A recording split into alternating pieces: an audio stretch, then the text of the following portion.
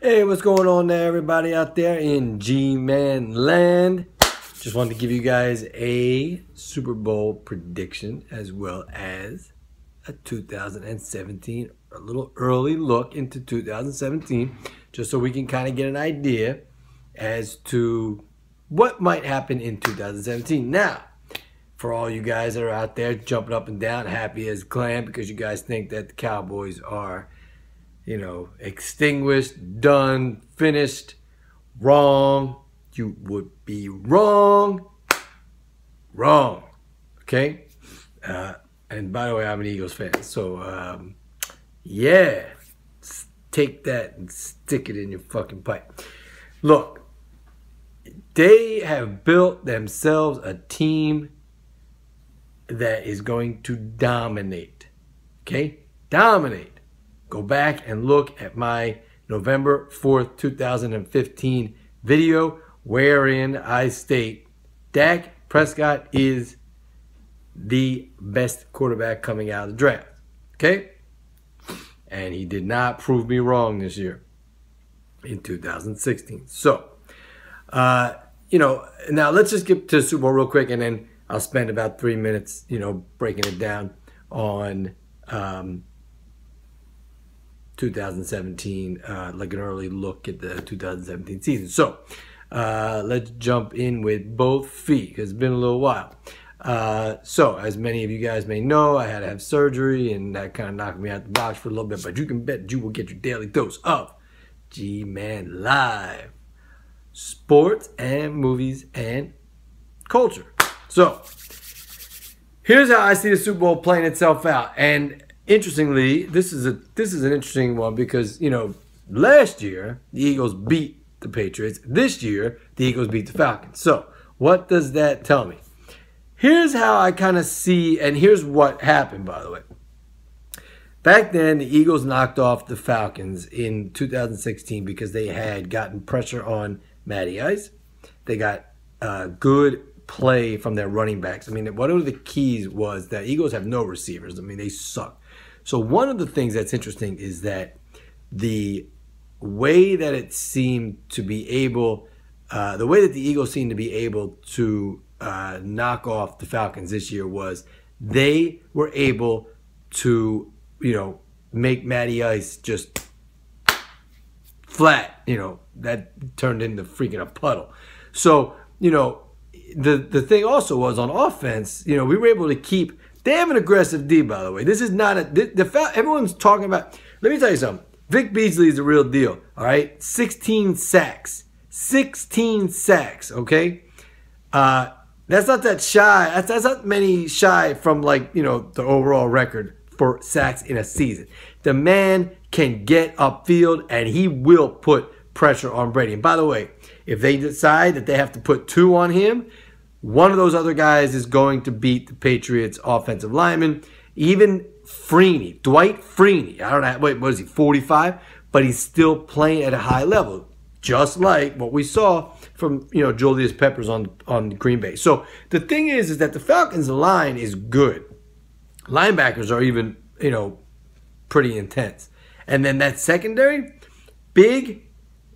Who does this sound like? They're big, they're fast, okay? They are very aggressive, and they hit. Legion of Boom. And who are they led by? You guessed it, Dan Quinn. Not the hockey player who used to play for the Penguins. Dan Quinn, the coach who used to be the defensive coordinator for the Seattle Seahawks. And what does that mean?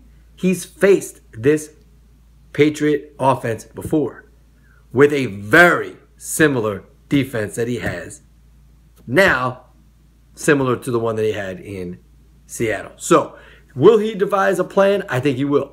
I think the media is just focusing on Belichick. I think the media is just focusing on Brady. Brady's going to get his return. Brady's going to get his revenge. Brady's going to get that, you know, flake game. Oh my God, Brady. But you know, the Vegas line is like 3. It was negative 2.5. You know, the Patriots have never actually had a line this low, this close. When they played the Giants in 2007. They were 2-touchdown favorites. When they played them again in 2011, they were like 6 or 7 point favorites. This one's basically a wash. Why is it a wash? Because the Falcons had to go through a much more difficult path than the Patriots had to, when the Patriots only had to beat a Texans team that, I mean, Jesus Christ, like, you know, they had a hard time knocking them off. And they had no quarterback. Brock Osweiler. Right. Yeah, that's lovely. Ain't nothing more to be said about him. And then who'd they face after that? A beat-up old Ben who, like, I love him, but, hey, man, Ben is, like, on his last legs. So what does that mean? That means that the Patriots knocked off a never was and a has been. You know, they didn't have their top running back for most of the game. I thought the running back, you know, D'Angelo Williams came in and played real well. But I think when you look at the overall play, I mean, Atlanta had a takeout. And do not be misled. Seattle can play well in a dome. They play very well in a dome. All right, I think they even have that retractable roof in Seattle. So they essentially do play in a dome, I think. Somebody comment below. But in the case of Green Bay, who always plays well in a dome, all right, because for years they played Detroit in a dome, they played Minnesota in a dome, you know, so they know how to play in a dome, you know. I mean, you think that you know, Aaron Rodgers, think about it for a minute. I think Aaron Rodgers had that team on like a 9-game winning streak before they ran into a buzzsaw in Atlanta. So the game comes down to this: do you think that the Patriots defense can stop this Falcon offense, who has just put up numbers like a pie graph or a chart or whatever that goes like that? And you know what? The Falcons are going to put their points up. I mean, the over-under is not bad. This is, yeah, it's like a 50-something over-under. The Falcons are going to put points up. Now, on their opening drive, I would recommend to Dan Quinn, not of the Pittsburgh Penguins, obviously. You know, by the way, you guys can Google that. There used to be a player for the Pittsburgh Penguins. His name was Dan Quinn, played with Lemieux, blah, blah, blah, blah. So, get the joke. Or do not play. So, if the Falcons are smart, they do not come out throwing the ball. They got two running backs, Coleman and Devontae Freeman, and both can tote the rock. And here's something that Patriots will have not faced in a long time. Probably since the Eagles in 2004, receiving, guys that can receive out of the backfield. These guys can catch the ball out of the backfield and take it all the way down the field. Plus, they can always, once they establish that run, you're going to have Ninkovich trying to keep up with those two running backs. Plus, if they key on those running backs, they just hit their tight end over the middle, because you better bring your linebackers in. You got your safeties. You know, you got your safeties up here. You got your corners over there. There's a whole space right here. Dan Quinn is a very good coach at being able to find the soft spot in a defense. And that's what he did 2 years ago. Remember, the Seattle had a lead going deep, you know, into the fourth quarter 2 years ago against this same Patriot team. And if not for a boneheaded call, Seattle walks out with a victory. So that game should serve as basically what should be like, you know, like the prequel to what you're going to see on Sunday. And in addition to that, I think on the other side of the ball, when Brady wants to just kind of like, you know, sling it, take a look at the Texans and what they were able to do. They were able to hit Brady. And then he had that look that I've been smacked around by the Baltimore Ravens. I'm throwing passes in the third, throwing them over the head. Brady gets like, you know, you can get to the guy. He's not exactly, it's not like he's, you know, it ain't Wolverine you're talking about here. Like, this guy gets rattled. Ravens have showed you how to beat the Patriots, all right? When the Eagles beat them in 2015, they got pressure on Brady and smacked him around. He threw picks. He fumbled. And you know what?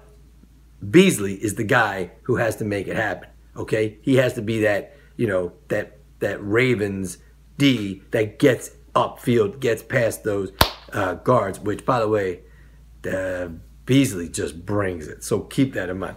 So I'm going to tell you guys what. Everybody's like, oh, the Patriots. I'm going to tell you something. I think the Falcons are going to shock the world. And they're going to walk out of there with their first ever Super Bowl championship and Lombardi trophy. Now, just as a little nod ahead into the 2017 season, this will be, you heard it here first, this is the last of the Patriots run. Say goodbye to them. Belichick, Brady, Kraft, the whole fucking goddamn cabal. They're gone. Goodbye. See ya. Fuck off. Nice knowing you. You had your run. It's been too damn long. You're toast. And you want to know why that is? Here's why that is.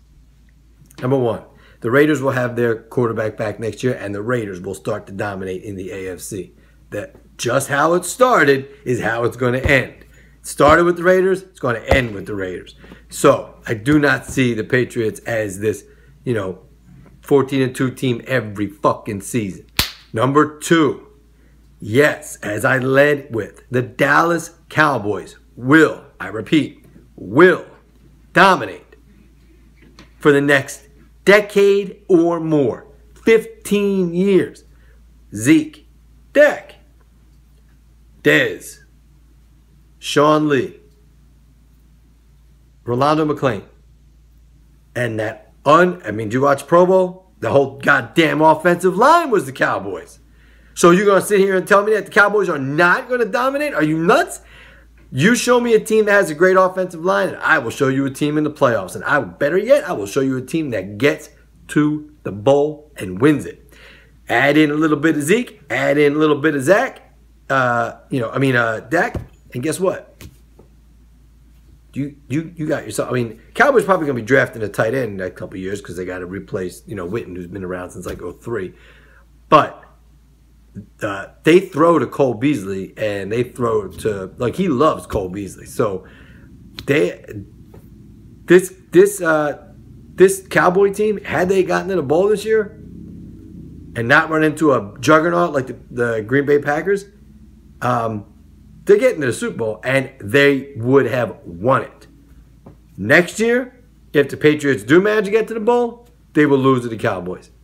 And every year from this point forward, for I don't know how many years, barring injury, the Dallas Cowboys will rule the NFC and will soon rule the NFL, just like they did in the 90s and just like they did in the 70s, only this time ain't nobody beating them.